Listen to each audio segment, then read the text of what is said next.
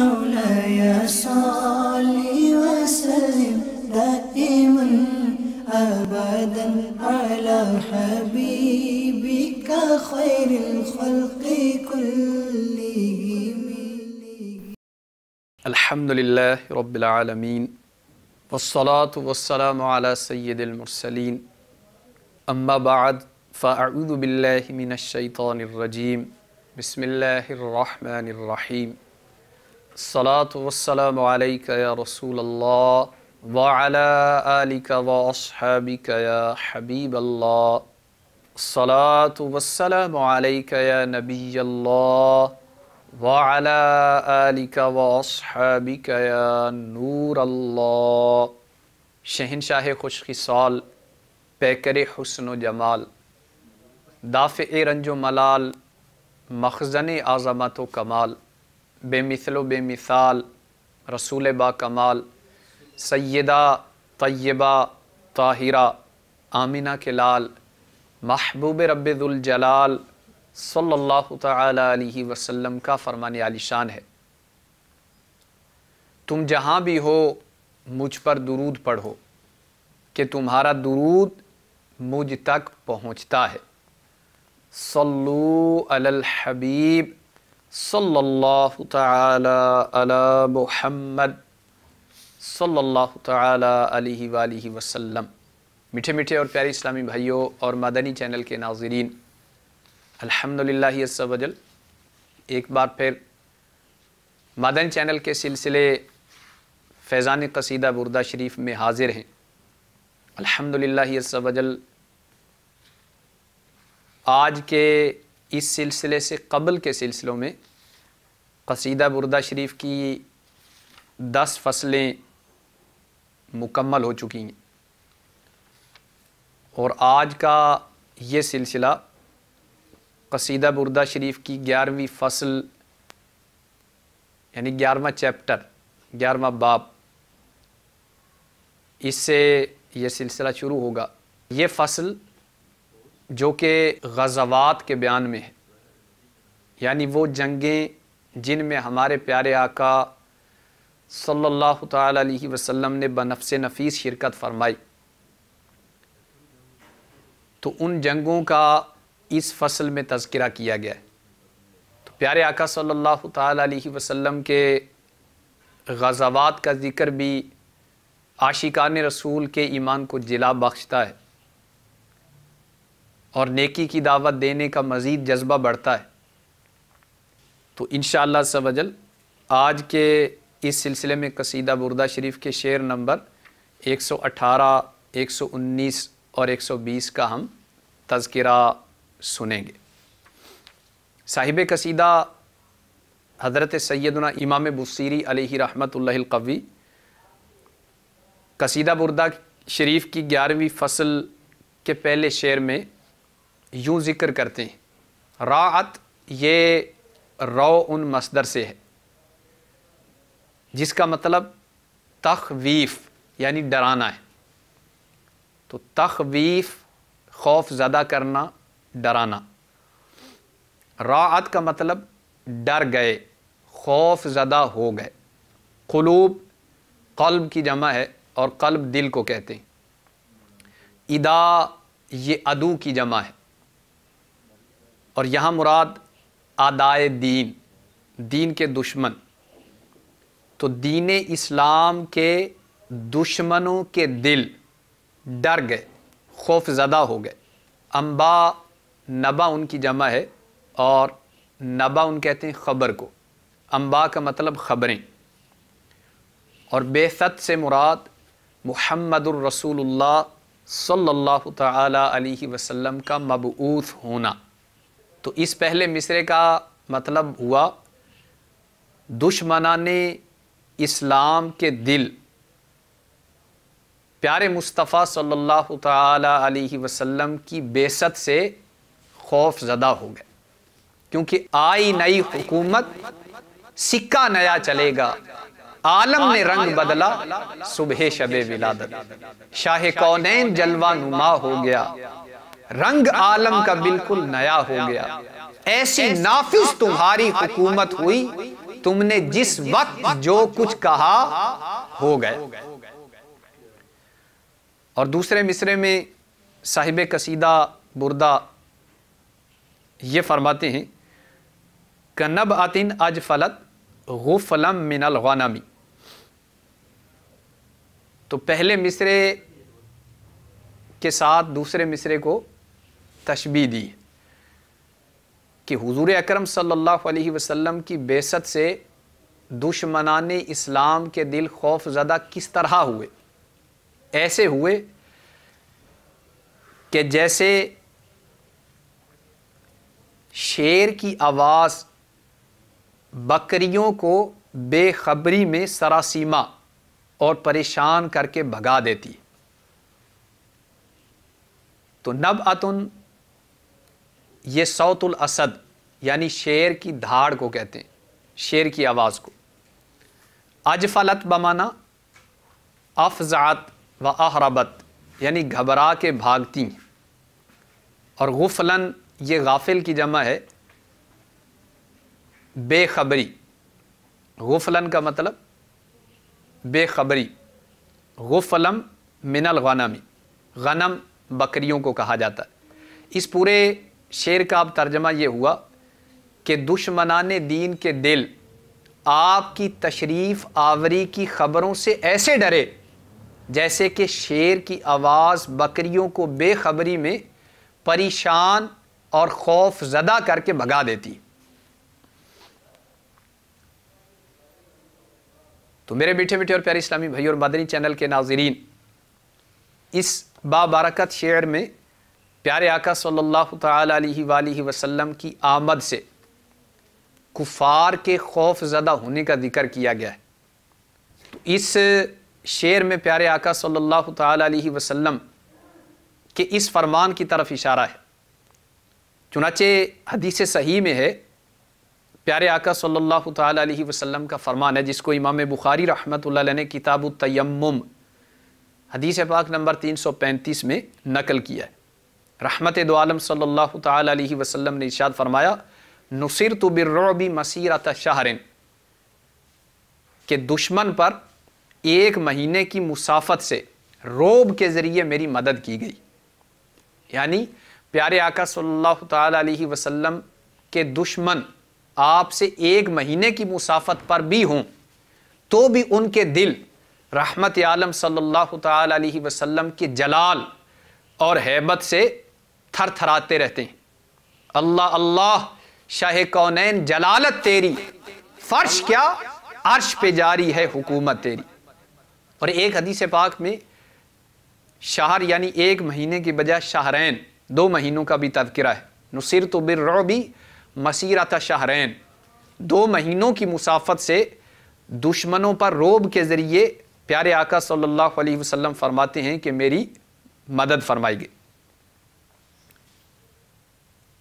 تو عصیدۃ الشہداء میں فرمایا گیا حیث وقعت الہیبۃ فی قلوبہم بلا جہاد ولا مقاتلۃ بل من عند اللہ تعالی فکانوا یجیئون من الاقطار ویؤمنون بالنبی المختار۔ تو یہ ہیبت لوگوں کے دلوں پر کچھ ایسی چھائی ہے کہ جہاد کے بغیر، لڑائی کے بغیر اللہ تبارک و تعالیٰ کی طرف سے پیارے مصطفیٰ صلی اللہ تعالی علیہ وسلم کی ہیبت، آپ کی جلالت اور ہیبت کو دشمنان دین کے دلوں پر طاری کر دیا گیا۔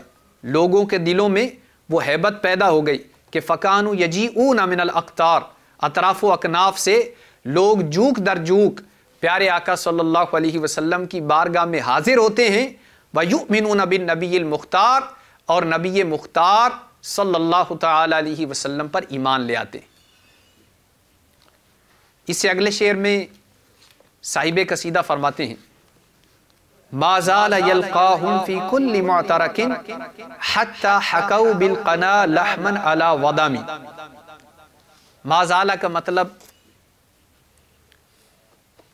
ہمیشگی، یلقاہم، یلقا کا مطلب ملنا، مقابلہ کرنا۔ ما زال یلقاہم، ہمیشہ کفار سے مقابلہ کرتے۔ فی کا معنی میں اور کل کا معنی تمام، اور معترکن یہ اس میں ظرف ہے جس کا مطلب رزم گاہ، لڑائی کا میدان، جنگ کی جگہ۔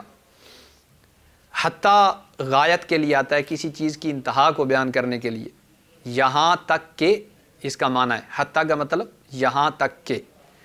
حکاؤ یہ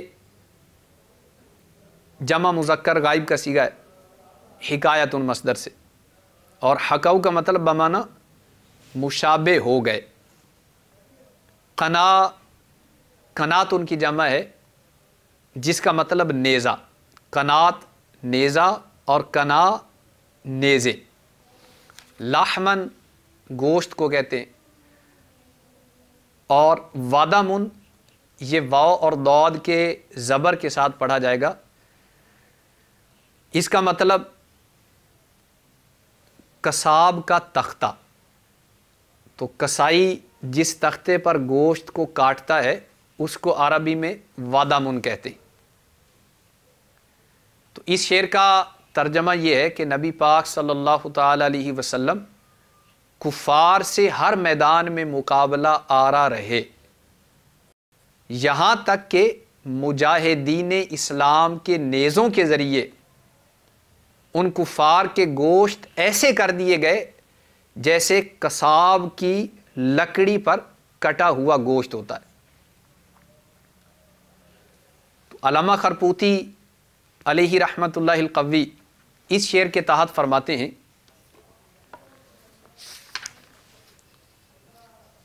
کان رسول اللہ صلی اللہ تعالی علیہ وسلم یلقی الکفار فی محل الحرب کلما خرج لاجل المقاتلہ، کہ رسول اللہ صلی اللہ تعالی علیہ وسلم کفار کے مقابلے میں میدان جنگ کے اندر شرکت فرماتے، اور جتنی بار پیارے آقا صلی اللہ تعالی علیہ وسلم کفار کے خلاف میدان جہاد میں تشریف لے گئے، یغلب علیہم پیارے آقا صلی اللہ تعالی علیہ وسلم ان پر غالب رہے۔ وکانا عدد مغازیہ علیہ السلام، اور پیارے آقا صلی اللہ تعالی علیہ وآلہ وسلم کہ وہ غزوات جن میں آپ صلی اللہ علیہ وسلم تشریف لے گئے، التی خرج فیہا بنفسہ سبعا و عشرین مرہ، تو ان کی تعداد 27 بیان فرمائی گئی۔ 27 وہ غزوات کہ جن میں پیارے آقا صلی اللہ تعالی علیہ وآلہ وسلم بنفس نفیس خود تشریف لے گئے۔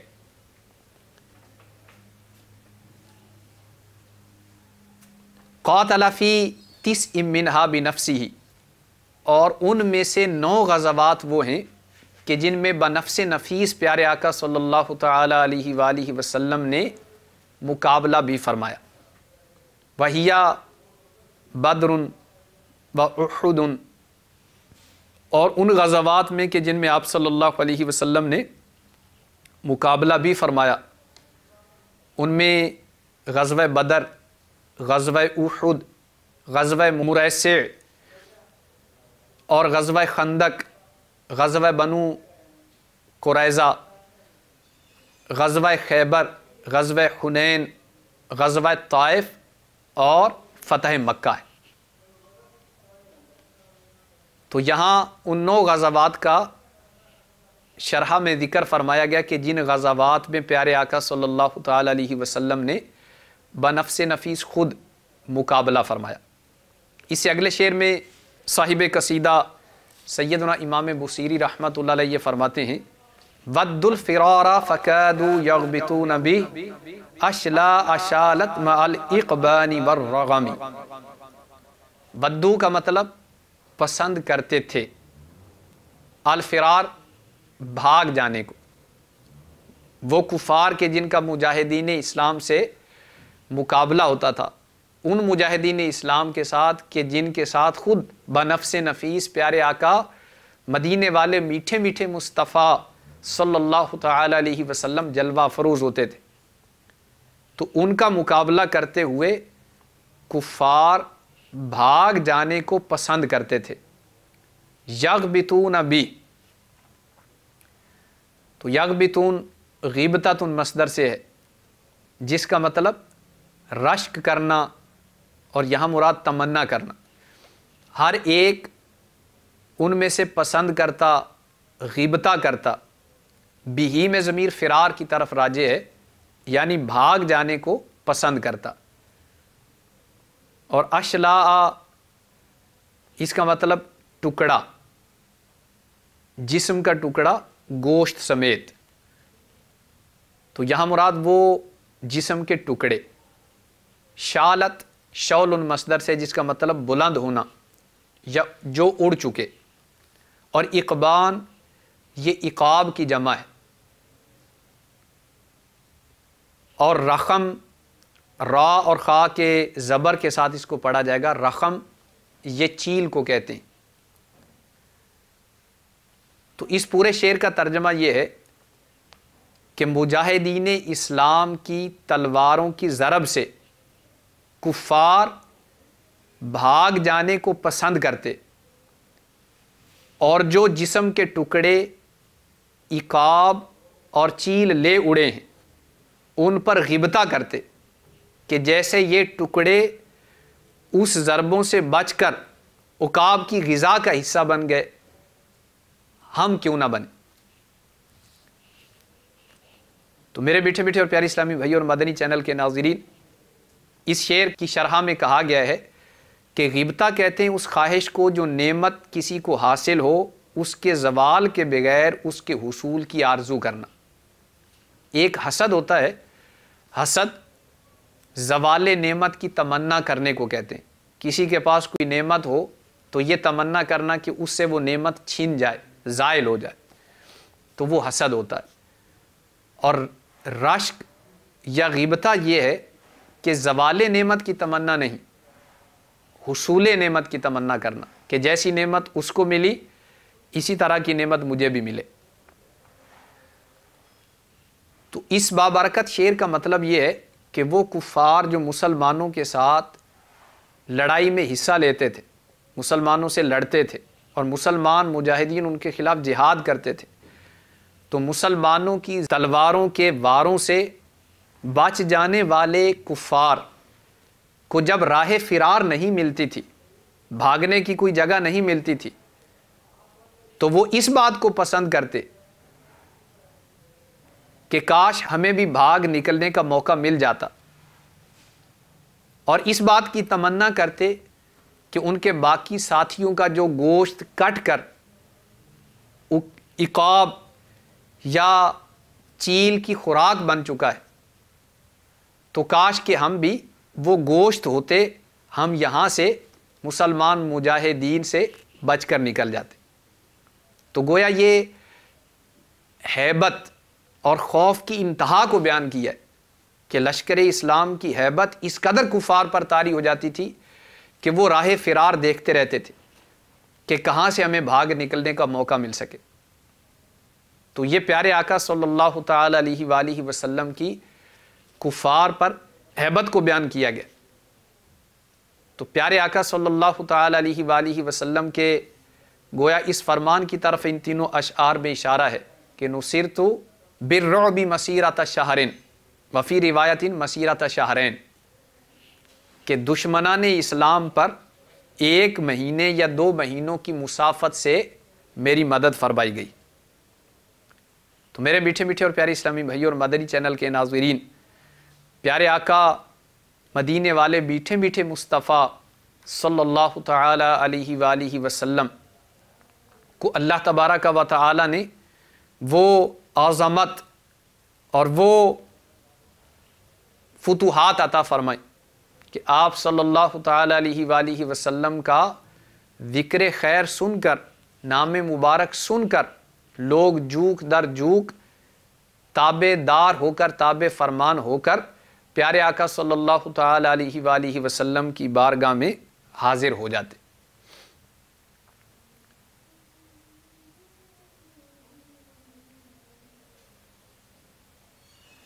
اور پیارے آقا صلی اللہ تعالیٰ علیہ وآلہ وسلم پر اللہ تبارک و تعالیٰ کے اس انعام کا تذکرہ سورۃ النصر میں فرمایا گیا، اذا جاء نصر اللہ والفتح، کہ جب فتح اللہ کی طرف سے آ پہنچی، اللہ تعالیٰ کی طرف سے مدد آ پہنچی، تو اے پیارے حبیب آپ دیکھتے ہیں کہ لوگ جوک در جوک اللہ کے دین میں داخل ہو رہے ہیں۔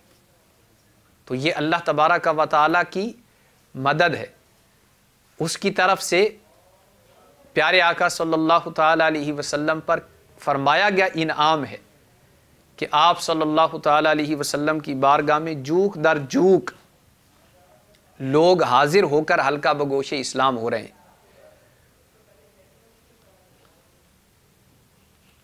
اور 9 ہجری اس سال کو عام الوفود بھی کہا جاتا ہے کہ اس سال انتہائی کثرت کے ساتھ لوگ اللہ کے پیارے حبیب صلی اللہ علیہ وسلم کی بارگاہ میں خود حاضر ہو کر حلقہ بگوش اسلام ہوئے۔ تو 7 ہجری میں خیبر فتح ہو چکا، 8 ہجری میں مکہ شریف فتح ہو چکا، اس سے اگلے سال 9 ہجری میں عام الوفود یعنی وفود کا سال، تو اس سال کثرت کے ساتھ لوگ جزیرۃ العرب سے، اطراف و اکناف سے مدینہ المنورہ میں پیارے آقا صلی اللہ تعالیٰ علیہ وسلم کی بارگاہ میں حاضر ہوئے اور اسلام قبول کیا۔ اور پیارے آقا صلی اللہ تعالیٰ علیہ وآلہ وسلم کے دین کو تمام دینوں پر غالب ہونا تھا، کیونکہ اللہ تبارک و تعالیٰ نے اس کا وعدہ اپنے حبیب صلی اللہ تعالیٰ علیہ وآلہ وسلم سے قرآن عظیم میں فرمایا کہ اس دین کو تمام ادیان پر غالب کیا جائے گا۔ اگرچہ مشرکوں کو، کافروں کو یہ بات ناگوار ہی گزرے، تو اللہ تبارک و تعالیٰ نے اپنے محبوب صلی اللہ تعالیٰ علیہ وسلم کے دین کو تمام دینوں پر غالب کر دیا۔ تو ان تینوں اشعار میں اسی غلبہ دین کی طرف بھی گویا اشارہ فرمایا صاحب قصیدہ امام بصیری رحمۃ اللہ علیہ نے۔ اور پیارے آقا صلی اللہ تعالیٰ علیہ وآلہ وسلم کی عظمت اور ہیبت جو دشمنان دین کے دلوں پر طاری تھی، اس کو بیان فرمایا گیا۔ تو پیارے آقا صلی اللہ تعالیٰ علیہ وآلہ وسلم کا دین تمام دینوں پر غالب آ گیا، اور قیامت تک کے لیے یہی دین ہے کہ آئی نئی حکومت سکہ نیا چلے گا، آئی نئی حکومت سکہ نیا چلے گا، عالم نے رنگ بدلا صبح شب ولادت۔ صدقے اس انعام کے، قربان اس اکرام کے، صدقے اس انعام کے، قربان اس اکرام کے، ہو رہی ہے دونوں عالم میں تمہاری واہ واہ، بول بالے میری سرکاروں کی۔ تو میرے میٹھے میٹھے اور پیاری اسلامی بھائیوں اور مدنی چینل کے ناظرین، الحمدللہ عز و جل تبلیغ قرآن و سنت کی عالمگیر غیر سیاسی تحریک دعوت اسلامی بلا ریب بلا شبہ پیارے آقا صلی اللہ تعالیٰ علیہ وسلم کی سنتوں کی احیاء کی، دین اسلام کی خدمت کرنے والی سب سے بڑی تحریک ہے۔ تو دعوت اسلامی کے مدنی ماحول کی کیا ہی برکتیں ہیں، اس کی برکتوں سے گاہے بگاہے الحمدللہ کفار حلقہ بگوش اسلام ہوتے رہتے ہیں۔ چنانچہ میرے شیخ طریقت امیر اہل سنت دامت برکاتہم العالیہ دعوت اسلامی کے اشاعتی ادارے مکتبۃ المدینہ کی مطبوعہ 616 صفحات پر مشتمل کتاب نیکی کی دعوت کے صفحات 318 اور 19 پر فرماتے ہیں، باب المدینہ کراچی کے ایک مبلغ دعوت اسلامی کے بیان کا خلاصہ ہے کہ مدینہ المنورہ زادہ اللہ شرفم و تعظیمہ میں بروز جمعۃ المبارک 2 جمادی الاخری 1432 بمطابق 6 مئی 2011 کم و بیش 4 بجے دن سبز امامے والے ایک نوجوان سے ملاقات ہوئی۔ دوران گفتگو انہوں نے انکشاف کیا کہ میں بمبئی ہند کا رہنے والا ہوں، مجھ سمیت ہمارے گھر کے تمام یعنی 12 افراد نے بروز جمعۃ المبارک 5 ذوالحجۃ الحرام 1431 بمطابق 12 نومبر 2010 کو اسلام قبول کر لیا۔ قبول اسلام کی وجوہات بتاتے ہوئے انہوں نے کچھ یوں کہا کہ ہمارے گھر والے کچھ عرصے سے دعوت اسلامی کا مدنی چینل دیکھنے لگے تھے، اس کے سلسلوں میں مسلمانوں کا اسلامی حلیہ، ان کے مسکراتے چہرے اور بیان کی سادگی ہمیں بہت اچھی لگتی تھی۔ حالانکہ اس سے پہلے ہم لوگ بے عمل مسلمانوں کی حرکتیں دیکھ کر انتہائی بدظن تھے، مگر اب مدنی چینل پر اسلام کی حقیقی تصویر دیکھ کر ہم اسلام سے متاثر ہونے لگے۔ بالخصوص دعوت اسلامی کے مبلغین کا بار بار نگاہیں جھکانے کی ترغیب دینا ہمیں بہت بھاتا، اور آنکھوں کے قفل مدینہ کے فوائد کا تذکرہ سن کر ہم بہت خوش ہوتے۔ میری والدہ سب سے کہتی، اس گئے گزرے زمانے میں بھی یہ لوگ نگاہیں نیچی رکھنے کا درس دیتے ہیں، باقی نگاہیں جھکا کر ہی رکھنی چاہیے۔ مدنی چینل کے سلسلے دیکھتے دیکھتے ہمارے دل میں اسلام کی محبت اتنی بڑھ گئی کہ گھر میں اسلام قبول کرنے کی باتیں ہونے لگیں، مگر ہم خوف زدہ تھے کہ لوگ کیا کہیں گے۔ اس سوال کا جواب بھی ہمیں مدنی چینل ہی سے ملا۔ ہوا یوں کہ نگران شورا و مبلغ دعوت اسلامی حاجی ابو حامد محمد عمران عطاری سلمہ الباری نے جب لوگ کیا کہیں گے کہ موضوع پر سنتوں بھرا بیان فرمایا تو سب گھر والوں کا ذہن بن گیا کہ اب ہمیں لوگوں کی پرواہ نہیں کرنی چاہیے، اور الحمدللہ عز وجل ہم کلمہ پڑھ کر اسلام کے دامن میں آ گئے۔ میں گورنمنٹ ملازم ہوں، قبول اسلام کے بعد میرا نام محمد ابراہیم رکھا گیا، اور الحمدللہ عز وجل میں حضور غوث پاک رحمت اللہ علیہ کے سلسلے میں مرید بھی بن چکا ہوں۔ مبلغ دعوت اسلامی کا مزید بیان ہے کہ جب اس نو مسلم نوجوان نے ہمارے ساتھ سنہری جالیوں کے روبرو حاضری دی تو ان پر عجیب رقت طاری ہو گئی، اور رو رو کر اس عرض کی تکرار کرنے لگے، یا رسول اللہ مجھے آنکھوں کا قفل مدینہ عطا کر دیجئے۔ پھر انہوں نے گنبد خضرا کے سائے میں اپنے عزم کا اظہار کیا کہ انشاءاللہ اب میں دیگر غیر مسلموں کو بھی دامن اسلام سے وابستہ کرنے کی بھرپور کوشش کروں گا۔ اللہ تعالیٰ انہیں اور ان کے طفیل ہم سبھی کو اسلام اور دعوت اسلامی کے مدنی ماحول میں استقامت نصیب فرمائے۔ 12 افراد کی اسلام آوری کا سبب بننے والے سنتوں بھرے بیان لوگ کیا کہیں گے کہ وی سی ڈی مکتبۃ المدینہ سے حاصل کی جا سکتی، نیز دعوت اسلامی کی ویب سائٹ www.dawat-islami.net پر بھی دیکھی اور سنی جا سکتی ہے۔ اللہ کرم ایسا کرے تجھ پہ جہاں میں، اللہ کرم ایسا کرے تجھ پہ جہاں میں، اے دعوت اسلامی تیری دھوم مچی ہو، اے دعوت اسلامی تیری دھوم مچی ہو، آمین بجاہ النبی الامین صلی اللہ تعالی علیہ وآلہ وسلم۔ مولاي صل وسلم دائما أبدا على حبيبك خير الخلق كلهم